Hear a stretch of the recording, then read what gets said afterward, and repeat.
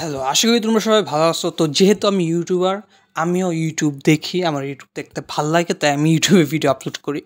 তো আজকে আমি পুরা পৃথিবীর টপ 1 ইউটিউবার মিস্টার বিস্টকে নিয়ে আগামী 10 মিনিট 20 সেকেন্ড কথা বলবো, এবং এই 10 মিনিট 20 সেকেন্ডে অনেক কিছু তোমরা শিখতে পারবা।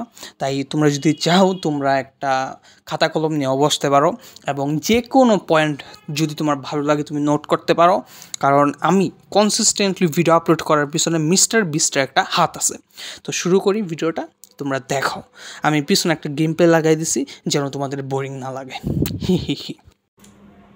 হ্যালো, আশা করি তোমরা সবাই ভালো আছো। তো আজকের ভিডিওটা খুবই ইম্পর্ট্যান্ট, এবং আজকের ভিডিওতে আমি মিস্টার বিস্টকে নিয়ে কিছু কথা বলবো। তো আজকে আমরা দেখতে দেখতে এই চ্যানেলের 2155 নাম্বার ভিডিওতে চলে আসছি, যার মধ্যে একটা লাইভ ভিডিও আছে এবং 200টা আমি শর্ট ভিডিও করছি। বুঝতে পারতেছো, প্রত্যেকটা ভিডিওতে আমি আমার কথা বলার স্কিল বাড়াইতেছি। তো আজকের ভিডিওটা খুবই ইম্পর্ট্যান্ট হবে, প্লিজ দেখো। এবং আজকের ভিডিওটা দেখার পর অনেকে ইন্সপায়ার হয়ে ইউটিউব চ্যানেল খুলতে পারো। তো যদি তোমার হাতে টাইম না থাকে এখন বার হয়ে যাও, আর যদি টাইম থাকে তাহলে বসে আরামসে দেখো, তুমি দরকার নোটও করতে পারো। আজকের ভিডিওটা থেকে অনেক কিছু শিখবা যদি তুমি চাও, এই আর কি। তো কথা হচ্ছে, মিস্টার বিস্ট বর্তমানে ইউটিউবের টপ 1-এ আছে, কিন্তু সে টপ 1-এ ছিল না এক সময়। সে আমার মতো খুব ট্রায়াল দিছে, খুব চেষ্টা করছে, এবং শেষ পর্যন্ত 3টা জিনিস বার করতে পারছে। প্রথম কথা হইতেছে, তোমাকে থাম্বনেলটা এমন বানাইতে হবে যেন মানুষ ক্লিক করে। দ্বিতীয় কথা হইতেছে, ভিডিওটা ইন্টারেস্টিং হইতে হবে, এবং প্রথমেই তোমাকে এমন কিছু হুক দিতে হবে যেন পরে কি হবে ওইগুলোর আগে ট্রেলার দিতে হবে, যেন ভিউ ডিউরেশন বাড়ে। 1 নাম্বার ক্লিক থ্রু রেট বাড়তে হবে থাম্বনেল দেখা। 2 নাম্বার হইতেছে ভিউ ডিউরেশন বাড়তে হবে, মানে মানুষ এই 10 সেকেন্ড দেখে ভিডিও থেকে বার হয়ে যেতেছে এমন না, দেখা শুরু করলে যেন শেষ পর্যন্ত দেখে। এবং 3 নাম্বার হইতেছে, তোমার পুরো ভিডিওটা দেখার পর যখন ওই লোকটা বার হয়ে যাবে বা ওই মানুষটা বার হয়ে যাবে, তার যেন ফিল গুড কেমিক্যাল রিলিজ হয়, সে যেন খুশি থাকে, সে যেন এমনভাবে বের হয়ে যায় যে কিছু একটা শিখছে, কিছু একটা দেখছে। তো কথা হচ্ছে, মিস্টার বিস্ট কি করে? সে মূলত টাকা দিয়ে টাকা ইনকাম করে। সে সর্বপ্রথম ইউটিউব থেকে যে টাকাটা ইনকাম করে, বুঝলাম না আজকে কুকুর ডাকতেছে কেন, রাস্তার সাইডে বাসা ডিস্টার্ব হয়, কিন্তু কোনো সমস্যা নেই। তো কথা হচ্ছে, সে যখন প্রথম ইউটিউব থেকে টাকা পায়, সে ওই টাকাটা তো রাখে নিজের কাছে, এবং আরও টাকা কালেক্ট করে। মোট মনে হয় $10,000। আমি একটু দেখা নিতেছি, 1 সেকেন্ড দাও। সে প্রথমে গেম প্লে ছাড়তো এবং গেম প্লে সেটা কথাবার্তা বলতো, এবং সে প্রচুর পিউডিপাইকে দেখছে, পিউডিপাইকে দেখে দেখে অনেক কিছু শিখছে। তো আমি প্রথম ভিডিওটা তার বের করতেছি, যে ভিডিওটাতে সে তার জীবনকে ঘুরাই দিছে। ঠিক 7 বছর আগে দেখো এই ভিডিওটা। আচ্ছা, যাই হোক, তুমি দেখতে পারতেছো না, ঠিক 7 বছর আগে মিস্টার বিস্টের জীবনটা ঘুরছিল। I gave him 10K। তো সে মনে হয় $5,000 মতো, মানে 5,000K, আরে কি কইতেছেন, 5K মানে $5,000 সে পাইছিল, এবং আরও $5,000 সে কালেক্ট করছিল। মোট $10,000 সে রাস্তায় একটা ভিক্ষুককে দিছে, এবং তার আরেক ফ্রেন্ডকে বলছে দূর থেকে ভিডিও করতে। একটা মাইক্রোফোন নিয়ে সে কথা বলছে ওই ভিক্ষুকটার সাথে, এবং ভিক্ষুককে $10,000 দিছে, এবং ওই ভিডিওটা তার ভাইরাল হয়ে যায়। এর আগেও সে অনেক ভিডিও করছে, কিন্তু ওই ভিডিওগুলা তার সেরকম ভাইরাল হয় নাই। তো মিস্টার বিস্ট একটা জিনিস শিখছে, যে সে যদি মানুষদেরকে টাকা দেয়, মানে যার দরকার আছে তাকে টাকা দেয়, এবং ওই জিনিসটা ভিডিও করে, তাহলে ওই ভিডিওটা মানুষ দেখে, সকল বয়সের মানুষই দেখে। তো ওই দিন থেকে সে আস্তে আস্তে লেভেল বাড়াইছে, এবং সে নিজের উপরে অনেক অত্যাচার করছে। যেমন একটা কফিন বানাইছিল, কফিন বানায় 24 ঘন্টা মনে হয় না কয়দিন জানি সে যা করে, কফিন বানায় কফিনের ভিতরে অনেকদিন থাকছিল, মানে অনেক ঘন্টা। আমাকে একটু দেখতে হবে। ওইখানে সে ওয়াশরুমের কাজ করছে, ওইখানেই ঘুমাইছে, এবং এরকম আরও আরও অদ্ভুত কাজ করছে। যেমন সে জলের নিচে থাকছে অনেকক্ষণ, তারপরে মানে নিজেকে অনেক পেইন দিছে, এবং সে নিজেকে পেইন দিত, এবং ওই জিনিসগুলা মানুষ দেখতো।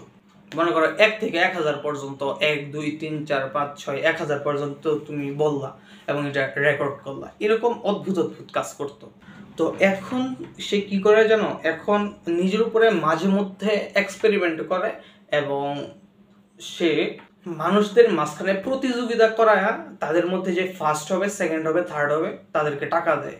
এবং মজার বিষয়, সে আমার থেকেও গরিব। কেন?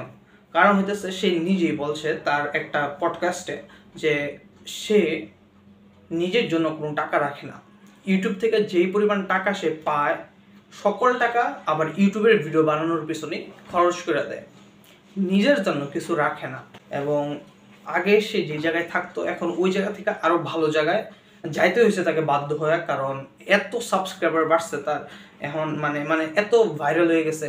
যদি নর্মাল বাসায় থাকে মানুষ এসে ঢুকে পড়ে রুমের ভিতরে, নক করে, কলিং বেল দেয়। এই জন্য তাকে একটু প্রোটেকশনের জন্য ভালো জায়গায় যাইতে হয়েছে বাধ্য হয়ে।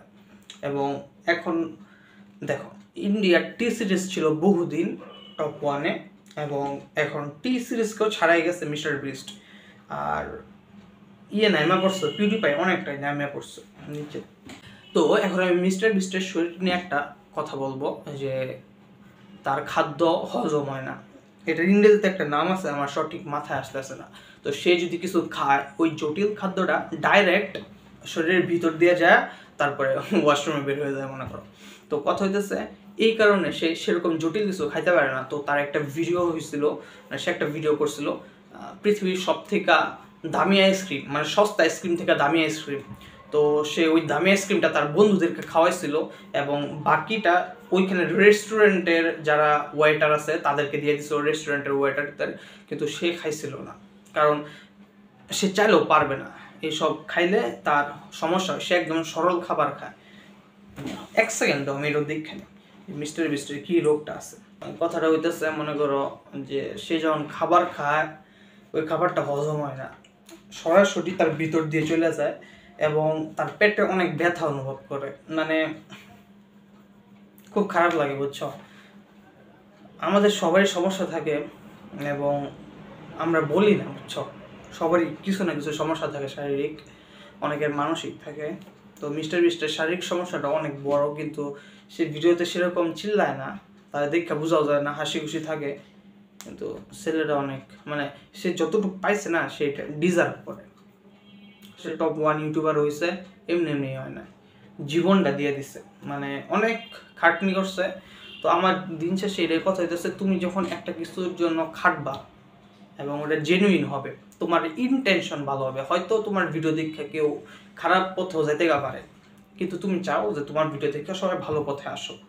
তো তোমার ইনটেনশন যদি দিন শেষে ভালো থাকে, ওই ভিডিওটা করা তোমার ভালো।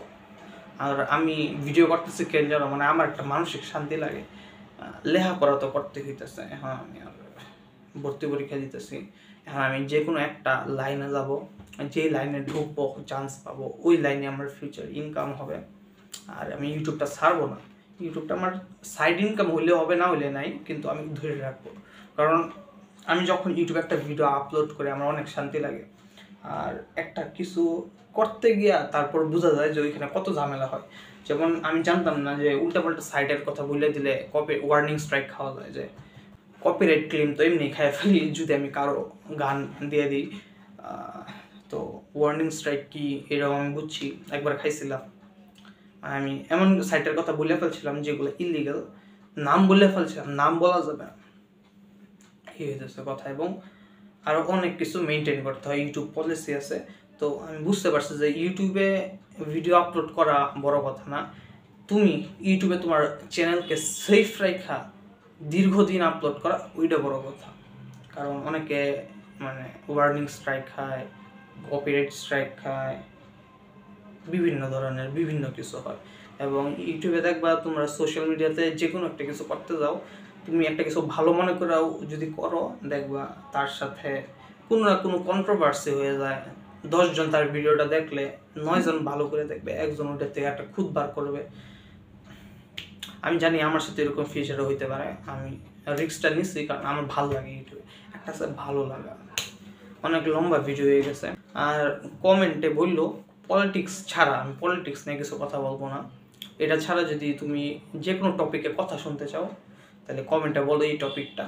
আমার থট আমি শেয়ার করতে পারি, তোমাদের হয়তো লাভ হবে, অনেকের লস হইতে পারে। Thank you. আমারে দেখো, কিন্তু আমি আস্তে আস্তে অনেক বড় ইউটিউবার হব, এটা দেখো।